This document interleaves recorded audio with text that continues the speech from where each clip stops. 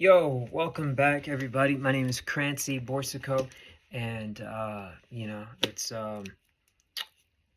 another beautiful day. And this book right here, Your Speech Reveals Your Personality.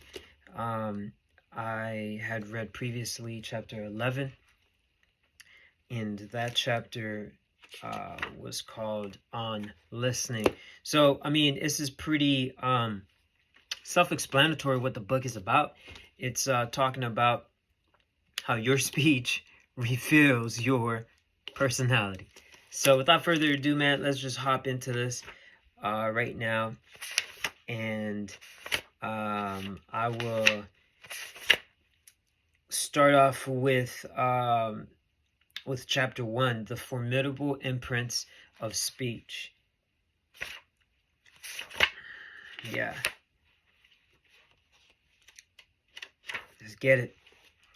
So this, just a little, because the writing, the language is really, it's really kind of, it's kind of ancient or like older. It's different. This was written, published, this edition, it's published in like 1950, 1958. Or, so this one is 1970. So the first printing was 58, and the second printing is 1970. And as you can see, this is the second printing. So it's 1970. I'm pretty sure it didn't change too much from 1958 to 1970, because it sounds really different. Chapter 1, the formidable imprints of speech. In our particular culture, people judge your character, your intellectual capacity, your social standing by the way you talk. It was Henry James who said, all life comes back to the question of our speech, the medium through which we communicate with each other. From the time of Socrates and Aristotle to the present, the problems of speech and thought have caused much discussion and a complexity of questions and answers. Today, though our means of speech and communication are much more advanced and refined than that of primitive man, it still remains a clumsy and imperfect tool. To man alone has been given the gift of a speaking language, a natural outgrowth of his need to communicate his individual opinions, thoughts, and feelings to others of his kind. Speech has, through the ages, been man's most important means of establishing social connect. No other animal has been so endowed.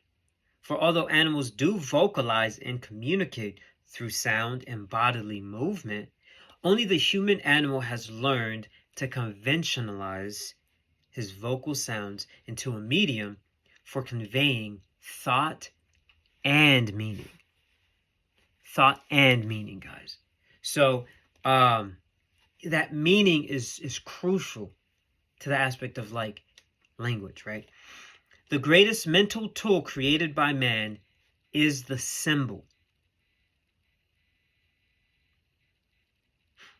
I'm going to repeat that.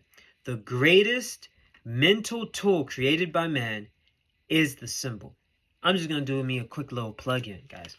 If you're not reading poetry, and if you're not engaging yourself, challenging yourself to write poetry or prose, to be more poetic, to be more symbolic in your writing, in your communication, in your reading, you are missing out on a great deal of good and potential that's like hidden in you, okay?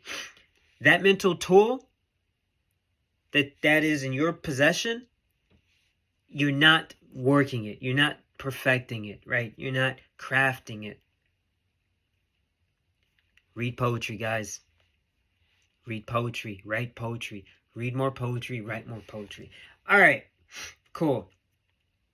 Now that I said that, I'm going to repeat this line. The greatest mental tool created by man is the symbol. Without it, we should have to deal directly with things instead of being able to turn to the more practical expression of our ideals and feelings through words. Through the spoken and written word, man's traditions have been preserved and passed along from generation to generation. Without speech, we should perforce inevitably revert to the level of the beast, and the whole structure of society and civilization would crumble and disintegrate. Speech reflects the history of all that is past and prophesies all that is yet to be. Of speech, Confucius said, "What man requires to administer government is that in his words there be nothing incorrect."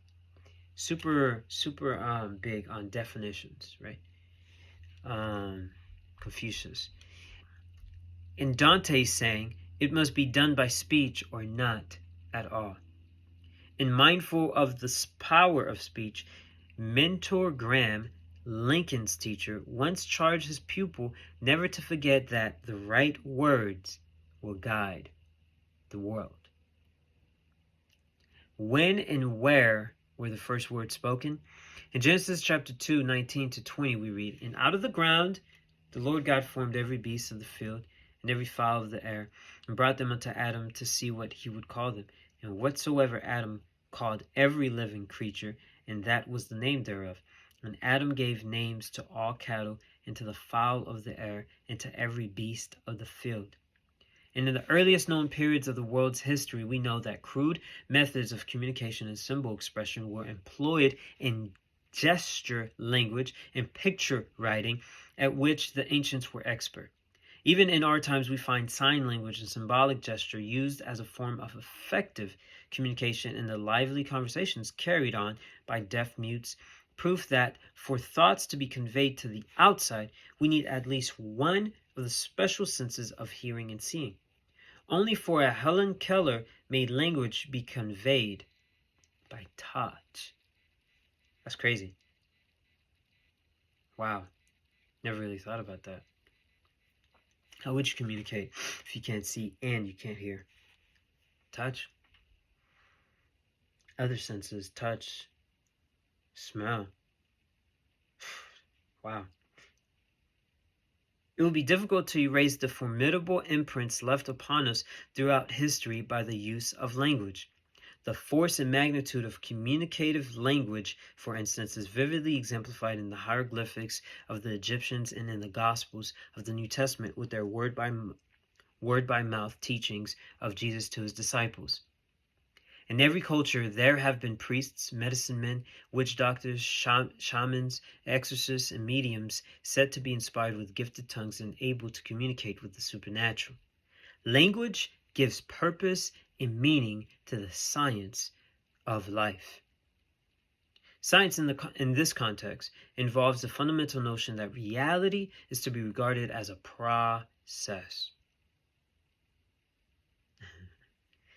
Process, in turn, implies change in us and the world around us. A change that is never static, but is dynamic, continually flowing, slowly at times, and again sudden, rapid, and extensive.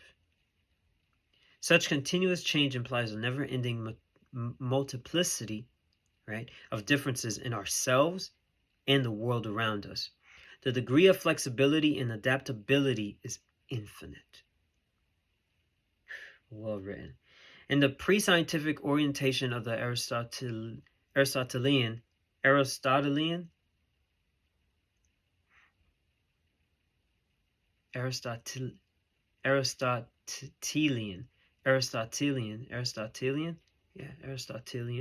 In the pre-scientific orientation of the Aristotelian civilization, the fundamental notion was that of the static and rigid character of reality, in which the individual was not considered holistically but categorically as a type. Its basic design centered about the premise of problem solving, with the solution to be obtained from vested authority and authoritarian practice cemented in unchanged traditional beliefs, customs, and rules of conduct. And the language of this pre-scientific orientation tended to raise issues that were frequently vague and had very little factual content. The tendency was to turn from the how and the what to the why. This led to cause-effect equivalence, duplicity, and a mechanistic, evolutionistic approach to reality. Over here, I wrote the note of does languages reflect reality, or does reality reflect languages? Right? Does art influence life, or does life influence art? I think two can be true, right? Two can be true. Both can be true. But in 1564, Galileo, one of the world's greatest seekers after truth, questioned the dogmatic principles of the ancients. When only 17, he climbed to the top of the Leaning Tower in Pisa, Italy, and proved by deliberate and well-executed scientific experiments that a heavy cannonball drops no faster than a lighter one. His experiment shook the stalwart followers of Aristotle. Yet, though there were those who, with their own eyes, saw the unequal weight strike the ground at the same instant, they chose to ascribe the end result to some unknown cause and continued to follow the teachings of Aristotle rather than those of nature herself. However, the dramatic demonstration had its effect. The ground was broken and set the pattern through the centuries to come for such men as Newton, Maxwell, Darwin, Pasteur, Russell, and Einstein. Speech is learned without conscious effort, and as we begin to relate interdynamically with the world about us, it assumes a special character and identity of its own. Depending on our own individual life experiences, needs, education, beliefs, attitudes, feelings, and convictions, our modes of speaking assume their own form, shape, and purpose. What is the essential relation of words to fact? While language is static, reality by comparison is process-like. Since the society or culture in which we live is consistently changing about us at a much faster tempo than does our language pattern, so it is that words in themselves become generalized and assume different meanings. This generalization of words is a must in response to the constant, ever-changing needs of individuals, both objectively and behavioristically. As man emerged from the bleak darkness of his cave-like existence into the dawn of history and civilization, he painfully and gradually stumbled into an awareness of himself as an individual. Yeah, definitely don't agree with that framework, the old evolution framework there, where there's a progression, right? He now realized that to exist, he was forced to relate with and influence others about him. His grunthausen gesticulations commenced to take on specific meanings. Like, serious? Serious? Commenced? Like, out of thin air? Just like all of a sudden? I don't know, man. Anyways, let me shut up. Of necessity, he was compelled to create and develop newer tools of communication which could be more convenient and practical to a newer, yet more complicated way of life. Finally, much of his success as a human being can be attributed directly to his ability to communicate his thoughts, emotions, reactions, and aspirations to his fellow man. Today, in our own cultural pattern, and overemphasis in terms of importance and value is placed on the use of the intellect. To survive and to achieve recognition or social status, one must be intelligent, business-wise, quick on the draw, know the right people, use the right lingo, etc.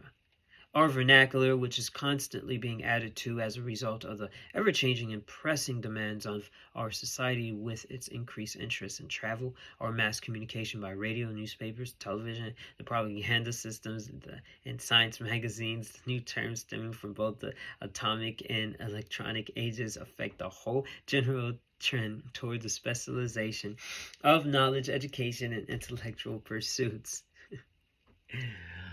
Oh boy! And here we are, 2023, with such things as X, such things as social media, YouTube, text messages, Netflix. Man, imagine what this doctor would have thought, living now. I mean, he could still be alive, I don't know. Moral values and the intrinsic human values of the family setting, a sense of respect for others' wishes, mutuality, and fraternization with others are being swamped in our vast and fierce race toward mechanization and linguistic perplexities. Mechanization, bro. Mechanization. That's a word. That's where we're heading to, bros.